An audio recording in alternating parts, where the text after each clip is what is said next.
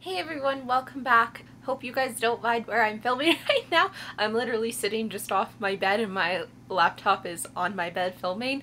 My room is such a disaster right now. I couldn't even pull out the little set of drawers that I usually place my laptop on to do my filming so I can actually, sit on my bed and film. Yeah, so I'm sitting on the floor. This is the only place I could find that worked. And you know what? I kind of actually like it because I don't have the sun or like the window behind me with the sun blindingly glaring into my room. So I kind of like it. Maybe I'll keep this spot. But anyway, today's video is going to be my April favorites. It's going to be very depressing. I have only one favorite and a whole bunch of unfavorites. It's depressing.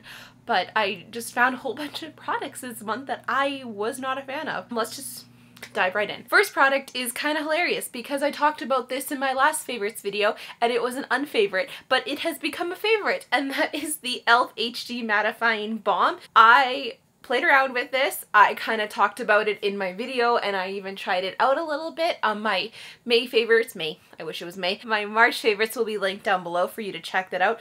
But I've been playing around with this. I did some trial and error with this and I found a way that actually really works to apply and use this product, and it's changed my life. I love this. I think it's fantastic to keep in your purse.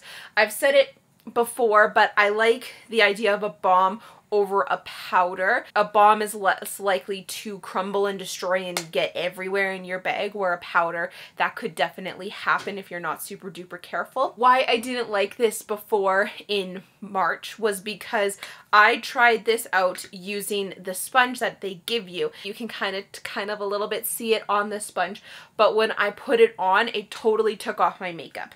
And that's why it was an unfavorite, because it did mattify my skin, but it took away my makeup, so it was kind of like, well, what's the point of that? And I did some trial and error with this.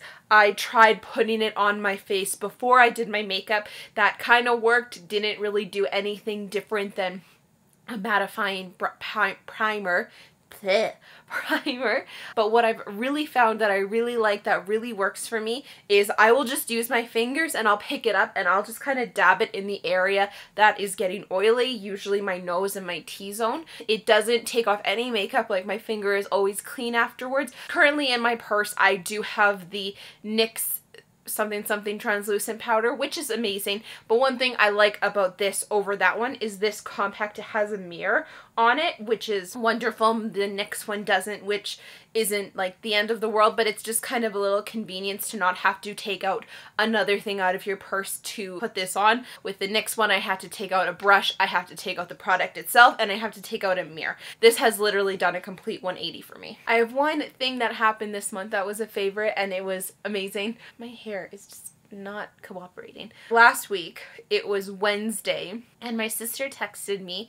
So if you are new, you don't know that my sister is currently living in Nova Scotia. A little while before this, she had texted me and we were just kind of joking about me coming out there to visit and everything.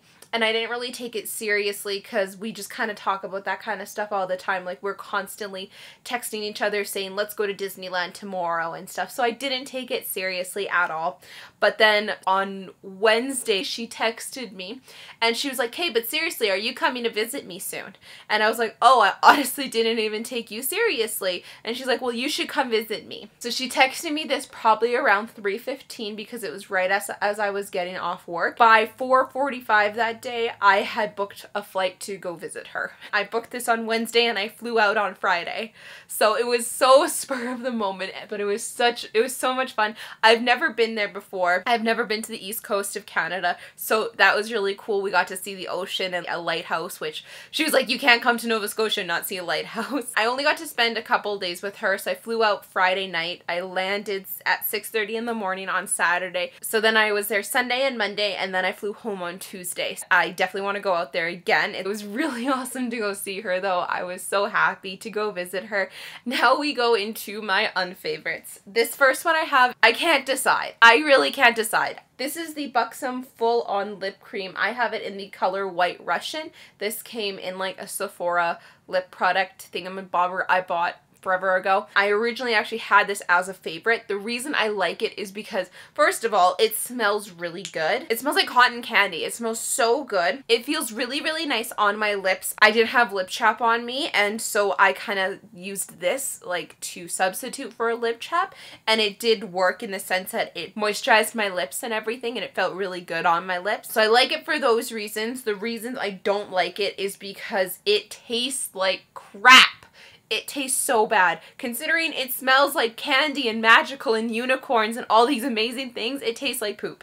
It's horrible. Don't lick it. Don't get it in your mouth. I don't know if this would just be the color, like if I were to try another color by the same thing, if it wouldn't do this to me, but I find this just extremely streaky. It does not go on nicely at all. It's so hard to get like a nice, just glossy shine with it. This color in particular doesn't have much of a color. It's just kind of adding on like a glossy look to your lips, so it doesn't really have much of a color. So I don't know if I would repurchase this, just because I would probably not get the same color, because I have other lip glosses that are just straight up like glosses that are cheaper. So I don't know if I would get it for that reason. I don't know if I would maybe want to try another color to see if it doesn't have that same effect. This is a favorite slash unfavorite. These last three products are complete failures, complete unfavorites. Let's get started. First one is the Maybelline Mega Plush Volume Express Mascara. I do not like this. I don't really know how good of buildup or volume or whatever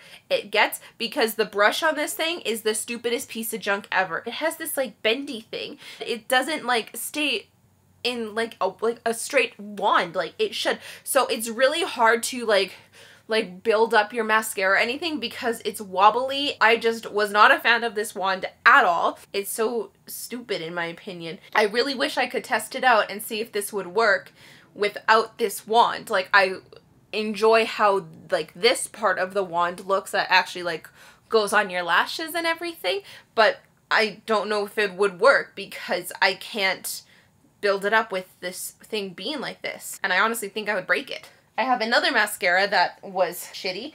I have had lots and lots of favorites in the past, but I don't know what it was with this one. So this next one is the BH Cosmetics Fierce Volume Extreme Mascara. This tube is massive. Look at how big this tube is. Why can't it make my eyelashes this big? First of all, when you first pull it out, you get this huge hunky of mascara goop on the top of it, like every single time you pull it out. The brush itself is just plain weird. Right here, there's no bristles. It's completely empty. So if you can kind of tell, it has like this ball at the end, like some mascaras I've seen have, where the bristles are in the like majority. There's no bristles in the ball part, but then the mascara wand has this empty spot here with no bristles, but there's bristles at the top of the ball part. I'm so confused by this wand. Can someone please explain this to me? And second of all, for a mascara that's called Fierce Volume, I would expect fierce freaking volume, which I don't get.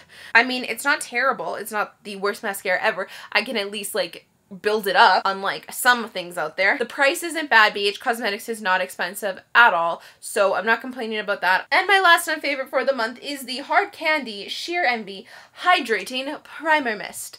Okay, I bought this mistakenly thinking it was a setting spray.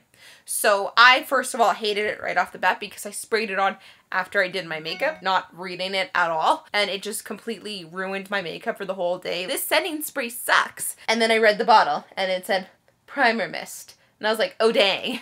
I was like, okay, well, whatever. I will try it as a primer. Let's give it a second go. And it still didn't do anything for me. I will say I do like the spout. I really like the spout. I think it gives you a really good like out there spray. I didn't think it would be super bad, even though it's a hydrating one. I didn't think it would be super bad for my oily skin because it is oil free, but it still didn't make my makeup last any longer than just like a regular primer. I actually thought it lasted a lot less, and maybe because it's like a water, I don't know. I don't know the science behind primer waters. This is the first time I've tried a primer water, but it definitely kind of turned me off of primer waters. I definitely wasn't a fan of how my makeup applied with it. I definitely wasn't a fan of how it stayed on with it. A regular primer I find works way better than this. Thank you guys so much for watching. Those were my April favorites. I hope you weren't as depressed as I was filming this with all my very sad unfavorites.